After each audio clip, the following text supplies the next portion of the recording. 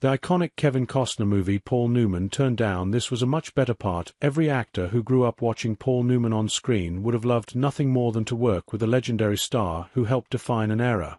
And Kevin Costner was no different.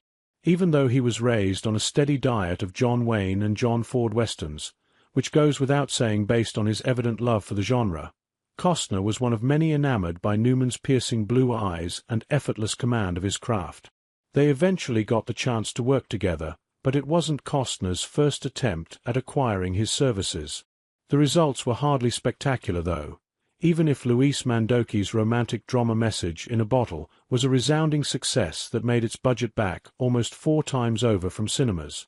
Costner earned a Razzie nomination for Worst Actor, although the casting of Newman as his old man was inspired. The two carried themselves in a similar way, bore a passing resemblance, and shared several mannerisms that made them entirely believable as father and son, matters that were admittedly helped by the veteran being seemingly incapable of delivering a subpar performance. That wasn't even the first time Costner tried to convince Newman to play his dad, and it would have happened in a much more memorable film.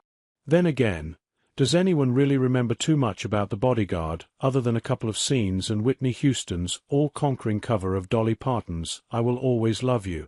The romance was the second highest-grossing release of 1992 behind only Disney's Aladdin, scooped 2 Academy Award nominations for Best Original Song, and spawned the best-selling movie soundtrack of all time. On the other side of the coin, it notched 7 Razzie nods, including Worst Picture, Worst Actor, and Worst Actress. Anyone who recalls off the top of their head that character actor Ralph Waite, who'd co-starred with Newman 3 decades previously in Cool Hand Luke, played Herb Farmer, the father of Costner's Frank, can call themselves a Bodyguard superfan. Hardly a memorable gig, but the leading man initially had his sights set unreasonably high.